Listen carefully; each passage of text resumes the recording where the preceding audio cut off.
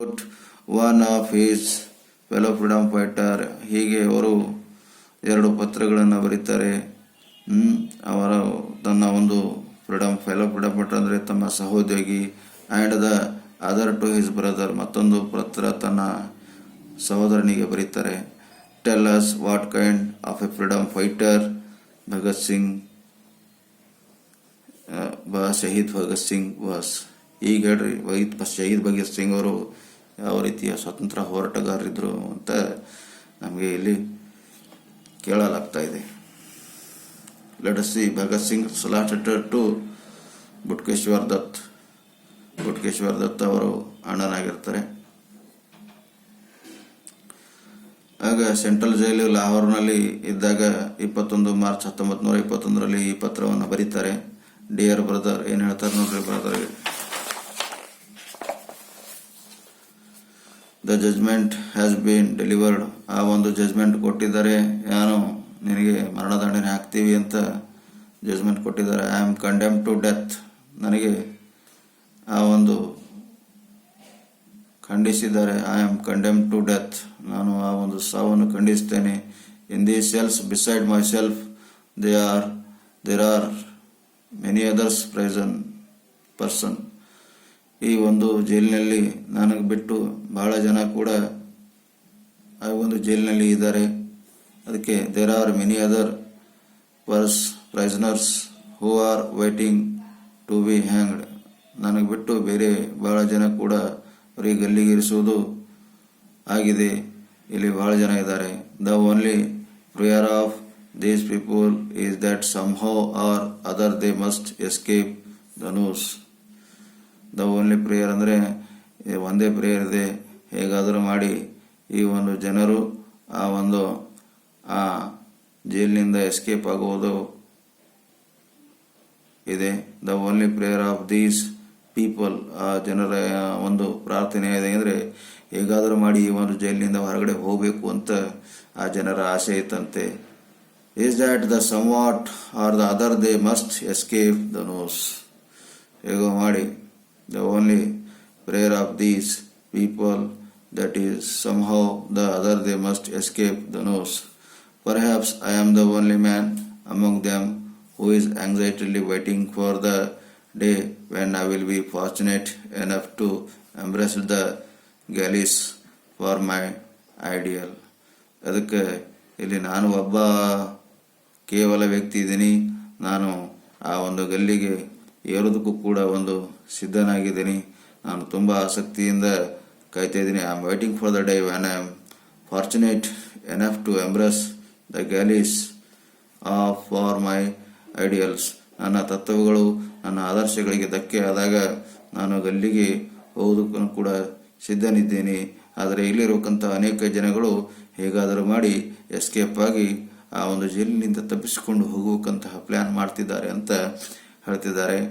I will climb the gallows gladly and show the world as to how a bravely revolutionaries can sacrifice themselves for the cause of the nation.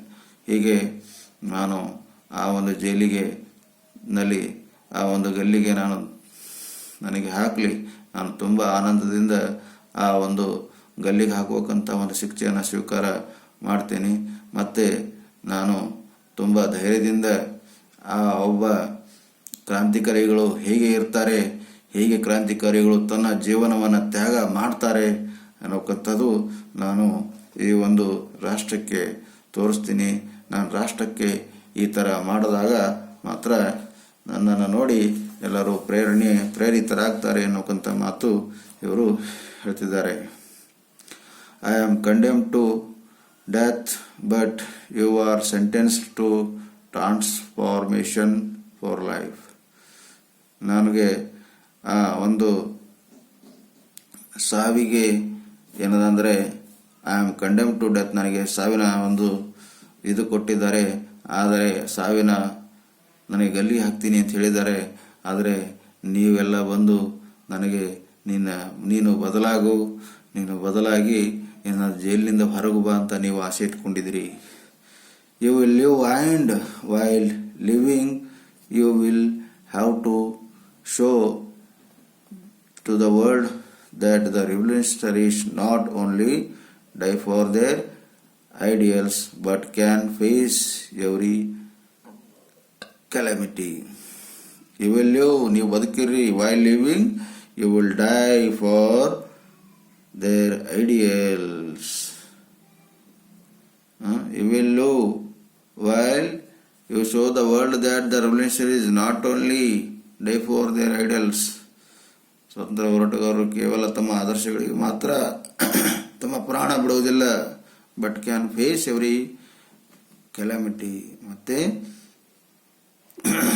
ಎಲ್ಲ ಒಂದು ತೊಂದರೆಗಳನ್ನು ಕೂಡ ಎದುರಿಸೋಕಂತ ಶಕ್ತಿ ಅವರಿಗಿದೆ ಅಂತ ಇಲ್ಲಿ ಹೇಳಲಾಗಿದೆ. Death should not be a means to escape the worldly difficulties. ಈ ಸಾವು ಅಂದರೆ ಈ ಪ್ರಪಂಚದಲ್ಲಿರುವಂತಹ ತೊಂದರೆಗಳನ್ನು ಎದುರಿಸುವುದು ಮಾತ್ರ ಅಲ್ಲ. Those revolutionaries who have by chance escaped the gallows should live and show to the world that they can not only embrace the gallows for the ideals but also bear in the rust type of torture in the dark dingy prison cells. Who have by chance escaped. ಅದಕ್ಕೆ those revolutionaries who have by chance escaped the gallows, ಅಕಸ್ಮಾತ್ವಾಗಿ ಆ ಒಂದು ಜೈಲಿನಲ್ಲಿರತಕ್ಕಂತಹ ಕೆಲವು ಕೈದಿಗಳು escape ಆದರೂ ಅವರನ್ನ ಕೇಳ್ರಿ, ಅವರನ್ನ ಕೇಳ್ರಿ, ಅವ್ರು ಹೇಳ್ತಾರೆ, who by chance escaped the gallows should live and show to the world that they can not only embrace the gallows but for the ideals. ಅವರು ಆ ಒಂದು ತತ್ವಗಳಿಗೋಸ್ಕರ ಏನದಂದ್ರೆ ಆ ಒಂದು ಗಲ್ಲಿಗೆ ಏರಿದರು ಎನ್ನುವುದು ಆ ಜನರಿಗೆ ಹೇಳ್ರಿ. ಜೈಲಿನಲ್ಲಿರತಕ್ಕಂತಹ ವ್ಯಕ್ತಿಗಳು ಆ ಒಂದು ಕೇವಲ ಮರಣದಂಡನೆ ಆಗಿಲ್ಲ, ಅವರು ತಮ್ಮ ಒಂದು ಕಲ್ಪನೆಗಳು, ತಮ್ಮ ಆದರ್ಶಗಳಿಗೋಸ್ಕರ ಆ ಜೈಲಿನಲ್ಲಿ ತಮ್ಮ ಸಾವನ್ನ ಏನಂದ್ರೆ ಒಪ್ಪಿಕೊಂಡಿದ್ದಾರೆ ಅಂತ ಹೇಳ್ತಿದ್ದಾರೆ. For the ideals but also beer the worst type of torture.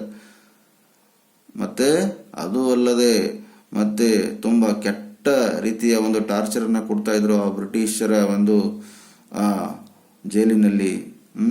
The dark dinghy ಪ್ರೈಸನ್ cell, ಮತ್ತು ಆ ಕತ್ತಲೆ ಹೊಂದಿರತಕ್ಕಂಥ ಹೊಲಸು ಕೋಣೆಯಲ್ಲಿ ನಮಗೆ ಆ ಒಂದು ಟಾರ್ಚರ್ನ ಕೊಡ್ತಾ ಇದ್ರು ನಮ್ಮ ಭಾರತೀಯ ಒಂದು ಕೈದಿಗಳಿಗೆ ಅಂತ ಭಗತ್ ಸಿಂಗ್ ಅವರು ತಮ್ಮ ಪತ್ರದಲ್ಲಿ ಹೇಳ್ತಿದ್ದಾರೆ. ಜೈನ್ ಅಂತ ಹೇಳಿದ್ದಾರೆ ಇವರು ಭಗತ್ ಸಿಂಗ್ ಅಂತ ಹೇಳಿದ್ರು. ಆಮೇಲೆ ಇಲ್ಲಿ ಮತ್ತೊಂದು ಪತ್ರ ನಾವು ನೋಡ್ತೀವಿ, letter to Bhagat Singh, letter to second LCC convicts, ಅಂದರೆ ಲಂಡನ್ ಕೌಂಟಿ ಕೌನ್ಸಿಲ್. LCC ಅಂದ್ರೆ ಲಂಡನ್ ಕೌನ್ಸಿಲ್ ಅಂತ ಆಗ್ತದೆ. ಅಲ್ಲಿರತಕ್ಕಂತಹ ಕನ್ವಿಕ್ಟ್ಸ್ ಅಂದರೆ ಅಪರಾಧಿಗಳು, ಅಂದರೆ ಇವರು ಜೈಲಿನಲ್ಲಿರತಕ್ಕಂತಹ ಅಪರಾಧಿಗಳು. ಯಾಕಂದ್ರೆ ಈ ಭಗತ್ ಸಿಂಗ್ ಅವರ ಸ್ನೇಹಿತರು ಎಲ್ಲ ಕ್ರಾಂತಿಕಾರಿಗಳಾಗಿದ್ದರು, ಬ್ರಿಟಿಷರ ವಿರುದ್ಧವಾಗಿ ಹೋರಾಡ್ತಿದ್ರು. ಅದಕ್ಕೆ ಅವರು ಇವರ ಒಂದು ಸ್ನೇಹಿತರಾಗಿದ್ದರು. ಲಾಹೋರ್ ಜೈಲಿನಲ್ಲಿ 22 ಮಾರ್ಚ್ 1931ರಲ್ಲಿ ಕಾಮ್ರೇಡ್ಸ್ ಅಂದರೆ ಸ್ನೇಹಿತರೆ, ತನ್ನ ಸ್ನೇಹಿತರಿಗೋಸ್ಕರ ಒಂದು ಪತ್ರವನ್ನ ಬರೀತಾನೆ. ಅಲ್ಲಿ ಏನ್ ಹೇಳ್ತಿದ್ದಾರೆ ನೋಡೋಣ. Bhagat Singh, the desire to live is natural. ಎಲ್ಲರಿಗೆ ಬದುಕು ಹೋಗೋದು ಒಂದು ಸಹಜ ಒಂದು ಆಸೆ ಇರ್ತದೆ. It is in me also, ಇದು ನನ್ನಲ್ಲಿ ಕೂಡ ಇದೆ.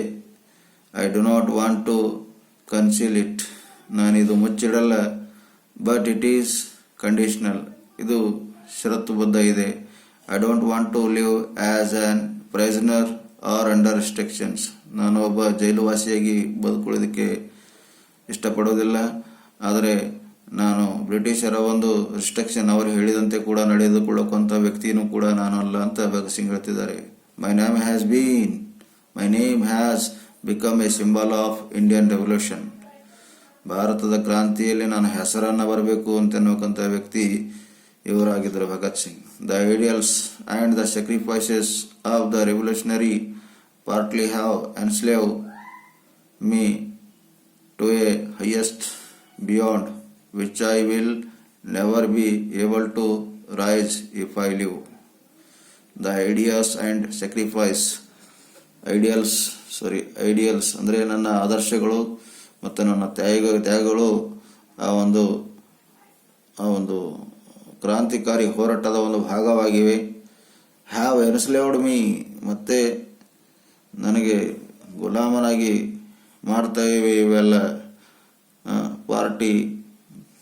Revolutionary parties have enslaved me to height beyond which I will never be able to rise if I live. ಈ ಒಂದು ಗುಲಾಮಗಿರಿಯಾಗಿ ಬ್ರಿಟಿಷರ ಏನಾದರೆ ಅಧೀನದಲ್ಲಿ ನಾನು ಕೆಲಸ ಮಾಡೋದಕ್ಕೆ ಸಾಧ್ಯ ಇಲ್ಲ. Height beyond which I never be able to rise if I live. ಇವರ ಒಂದು ಅಧೀನದಲ್ಲಿ ಇವರ ಹೇಳಿದ ಹಾಗೆ ಕೇಳಿಕೊಂಡು ನಾನು ಬದುಕಿದರೆ ನನಗೆ ನನ್ನ ಜೀವನದಲ್ಲಿ ಯಾವುದೇ ರೀತಿಯ ಒಂದು ಸಾಧನೆ ಮಾಡೋದಕ್ಕೆ ಸಾಧ್ಯ ಇಲ್ಲ. ಅದಕ್ಕೆ ನಾನು ಇವರು ಹೇಳಿದ ಹಾಗೆ ಇವರ ಮಾಡಿರುವ ಕಾನೂನಿಗೆ ನಾನು ಒಪ್ಪಿಕೊಂಡು ತೆಲೆಬಾಗಿ ನನಗೆ ಬದುಕಕ್ಕೆ ಆಗ್ತಾ ಇಲ್ಲ ಅನ್ನೋಕ್ಕಂತ ಮಾತು ಹೇಳ್ತಿದ್ದಾರೆ. Today people do not know my weakness. ಇವತ್ತಿನ ಜನಕ್ಕೆ ನನ್ನ ವೀಕ್ನೆಸ್ಸು ಗೊತ್ತಿಲ್ಲ. If I escape gallows, those weakness will come before the mind. The symbol of revolutionary will get transit, or perhaps it may vanish altogether. ಇವತ್ತಿನ ಜನಕ್ಕೆ ನಾನು weakness ಏನೋ ಗೊತ್ತಾಗಿಲ್ಲ. If I escape gallows, those weakness will come before them. ಒಂದು ವೇಳೆ ನಾನು ಆ ಜೈಲಿನಿಂದ ಓಡಿ ಬಂದರೆ ಅವೆಲ್ಲ ವೀಕ್ನೆಸ್ ಆಗಿ ಜನರ ಎದುರುಗಡೆ ಬರ್ತವೆ. And the symbol of revolutionaries will get transit. ಆಗ ಆ ಒಂದು ಕ್ರಾಂತಿಕಾರಿಗಳಿಗೆ ಒಂದು ಕೆಟ್ಟ ಹೆಸರನ್ನು ಬರ್ತದೆ ಅಂತ ತಿಳ್ಕೊಂಡು ನಾನು ಜೈಲಿನಿಂದ ಓಡಿ ಬಂದಿಲ್ಲ ಅಂತ ಹೇಳ್ತಿದ್ದಾರೆ. Or perhaps it may vanish altogether. ಬಹುಶಃ ಇದು ನಾವು ಜೊತೆಯಲ್ಲಿ ಸೇರಿ ಅಂದರೆ ಹಾಳು ಮಾಡಬಹುದಿತ್ತು.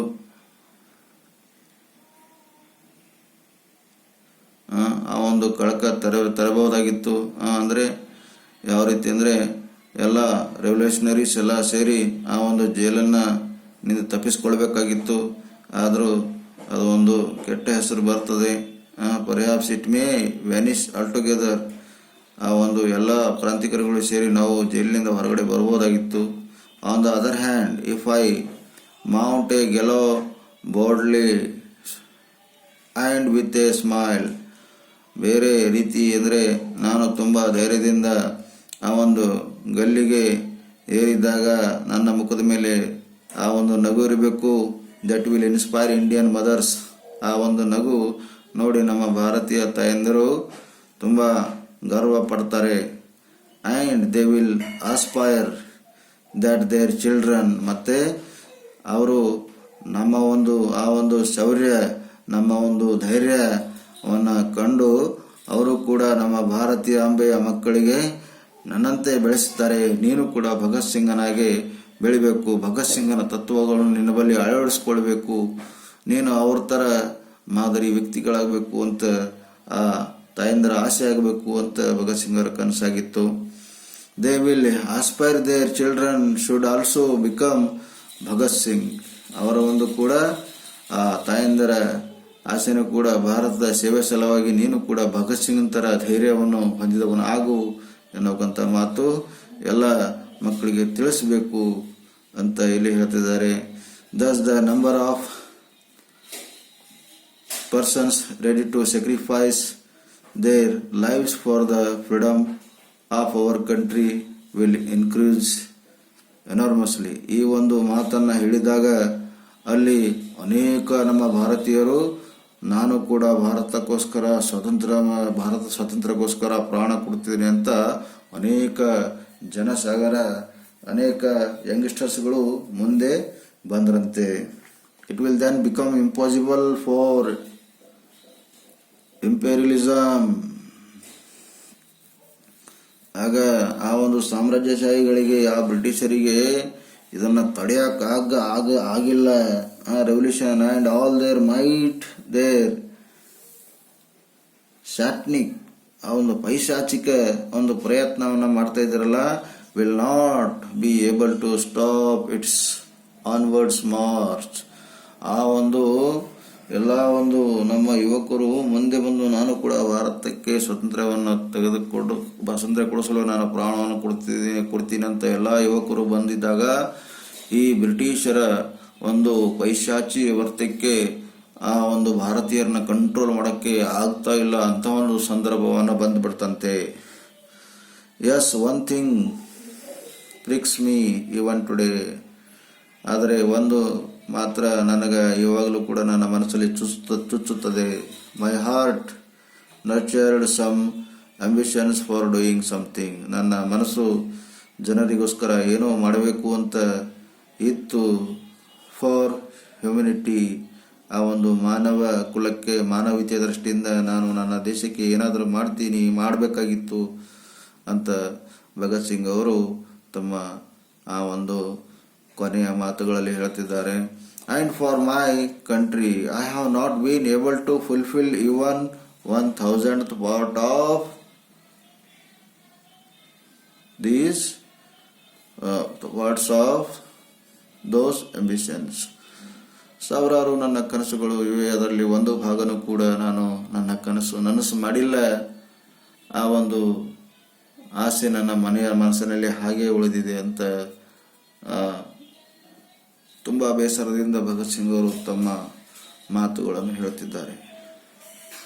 If I live I might perhaps get a chance to fulfil them.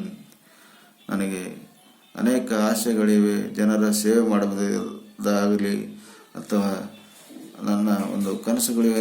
ಸಾವಿರಾರು ಮನಸ್ಸಿನಲ್ಲಿ ಸಾವಿರಾರು ಒಂದು ಆಲೋಚನೆಗಳಿವೆ, ಆದರೆ ನಾನು ಏನು ಮಾಡೋಕ್ಕಾಗಲ್ಲ, ಯಾಕಂದರೆ ನನಗೆ ಗಲ್ಲಿಗೆ ಏರಿಸ್ತಿದ್ದಾರೆ ಅನ್ನೋಕ್ಕಂತಹ ನೋವು ಅವರ ಮನಸ್ಸಲ್ಲಿ ಇತ್ತು.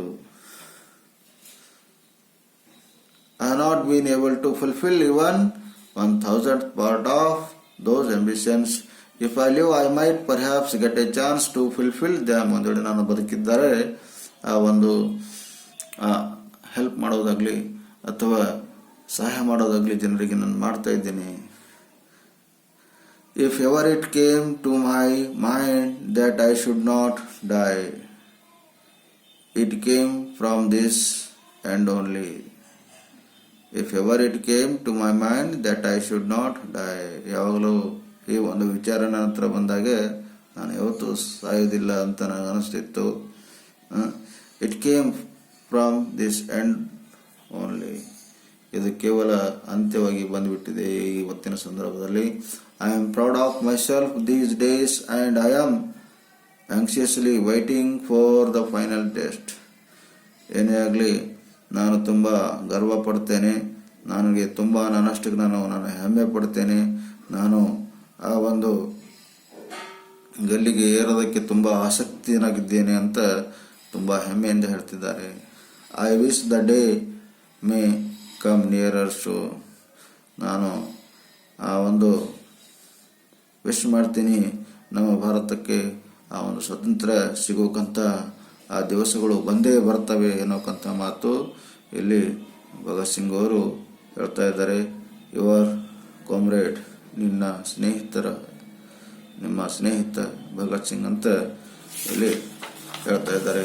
ಸೊ ಇಲ್ಲಿಗೆ ಈ ದ ವಿಲ್ ಆಫ್ ಸ್ಯಾಕ್ರಿಫೈಸ್ ಎನ್ನುವಂತಹ ಲೆಸನು ಮುಗಿತ್ತು.